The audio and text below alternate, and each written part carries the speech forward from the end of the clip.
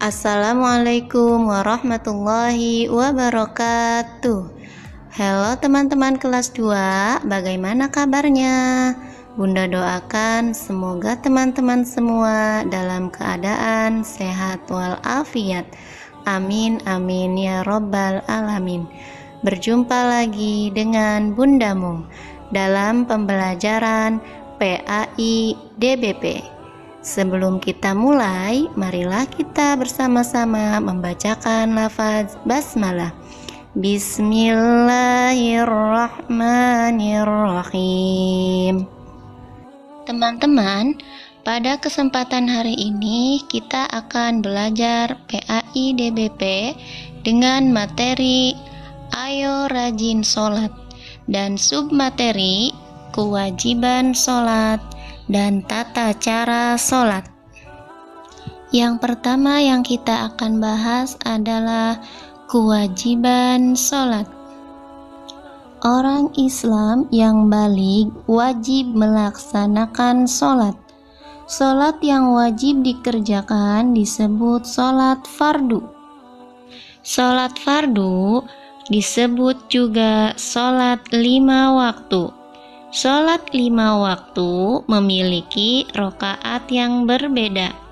Sholat zuhur terdiri dari 4 rokaat, sholat asar 4 rokaat, sholat maghrib 3 rokaat, sholat isya 4 rokaat, dan sholat subuh 2 rokaat.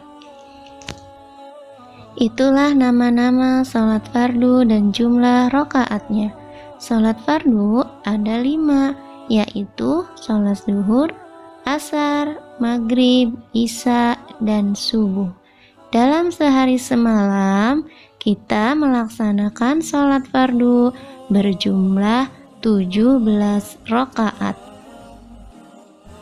Sholat adalah ibadah yang dimulai dengan takbiratul ihram dan diakhiri dengan salam. Siapa yang mengerjakan sholat akan mendapatkan pahala. Siapa yang meninggalkan sholat, maka ia akan mendapat siksaan. Sekarang kita akan membahas tentang tata cara sholat. Salat terdiri dari gerakan dan bacaan. Rasulullah Shallallahu Alaihi Wasallam mengajarkan gerakan dan bacaan salat kepada umat Islam.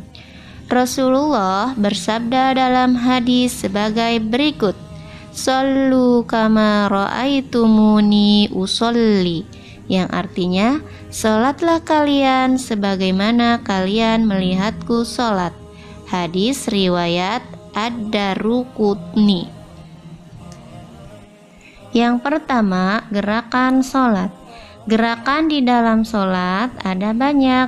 Ada gerakan berdiri, membungkuk, sujud, dan duduk.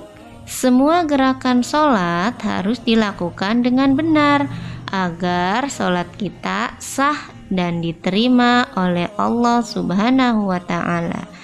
Nah, untuk mempelajari gerakan sholat, marilah kita perhatikan bersama-sama. Gerakan yang pertama adalah takbiratul ihram. Takbiratul ihram adalah gerakan pertama dalam sholat. Caranya dengan mengangkat kedua tangan sampai sejajar dengan kedua telinga. Kedua telapak tangan menghadap kiblat. Pada saat mengangkat tangan, mengucapkan Allahu Akbar sebanyak 1 kali. Setelah mengucapkan Allahu Akbar, gerakan selanjutnya adalah bersedekap, yaitu meletakkan kedua tangan di bawah dada dan di atas perut. Pergelangan tangan kanan diletakkan di atas pergelangan tangan kiri. Kemudian dilanjutkan dengan membaca doa iftitah, surah Al-Fatihah, dan salah satu surat pendek. Gerakan yang kedua adalah ruku. Ruku dilakukan dengan cara membungkukkan badan, kepala dan punggung dalam posisi sejajar. Kedua telapak tangan memegang lutut. Pandangan diarahkan ke tempat sujud. Setelah itu, bacalah doa ruku. Gerakan yang ketiga adalah iktidal. Iktidal adalah bangun dari ruku. Ketika bangun dari ruku, kedua tangan diangkat seperti gerakan takbiratul ihram sambil mengucapkan lafal Sami Allahu liman hamidah. Setelah itu membaca doa iktidal.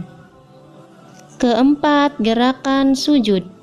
Gerakan sujud dilakukan setelah iktidal.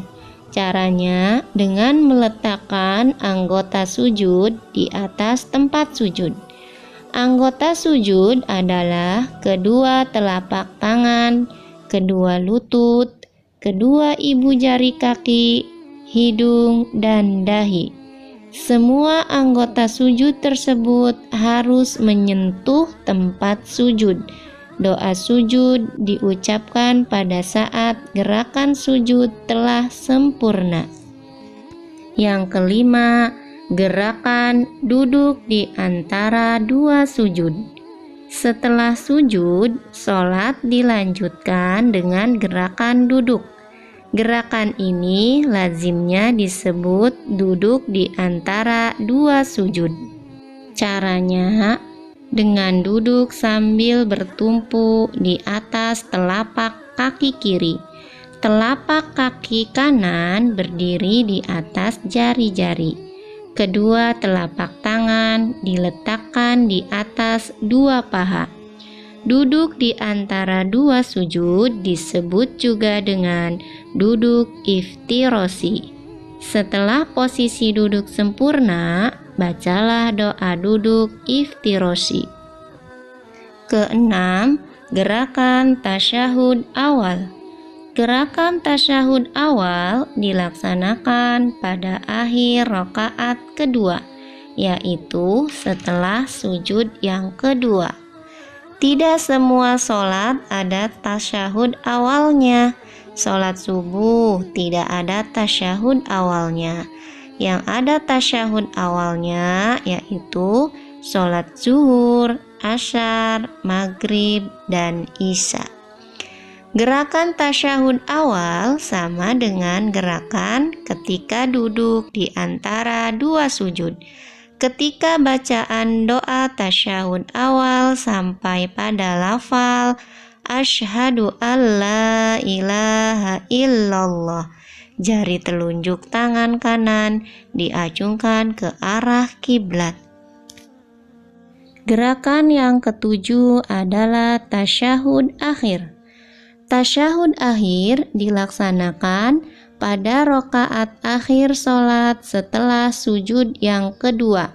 Caranya dengan memasukkan kaki kiri di bawah kaki kanan. Telapak kaki kanan berdiri dengan tumpuan jari-jari. Kedua telapak tangan diletakkan di atas paha. Pandangan tetap diarahkan pada tempat sujud. Duduk tasyahud akhir disebut juga dengan duduk tawarruk. Gerakan yang terakhir adalah salam. Setelah selesai membaca doa tasyahud akhir, kepala ditengokkan ke arah kanan sambil mengucapkan lafal Assalamualaikum warahmatullahi wabarakatuh. Setelah itu, kepala ditengokkan ke kiri sambil mengucapkan lafal yang sama. Ketika menengok ke kanan, pipi kanan harus kelihatan dari belakang. Demikian juga ketika menengok ke kiri, pipi kiri harus kelihatan dari belakang. Nah teman-teman, itulah macam-macam gerakan sholat. Bunda berharap teman-teman setelah melihat video ini dapat mempraktekannya di rumah ya. Sekarang teman-teman jawab kuis dari Bunda ya. Kuisnya adalah sebagai berikut.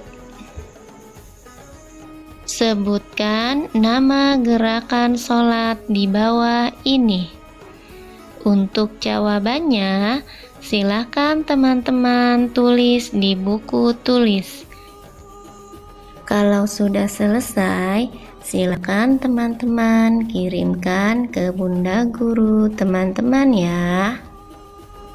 Dan marilah kita tutup pembelajaran hari ini dengan sama-sama membacakan lafaz hamdalah. Alhamdulillahi Rabbil Alamin. Terima kasih teman-teman sudah menyimak video pembelajaran hari ini sampai akhir. Semoga bermanfaat ya. Jangan lupa jaga kesehatan dan ingat 3M, mencuci tangan, menjaga jarak, dan memakai masker. Akhirul kalam, wassalamualaikum warahmatullahi wabarakatuh.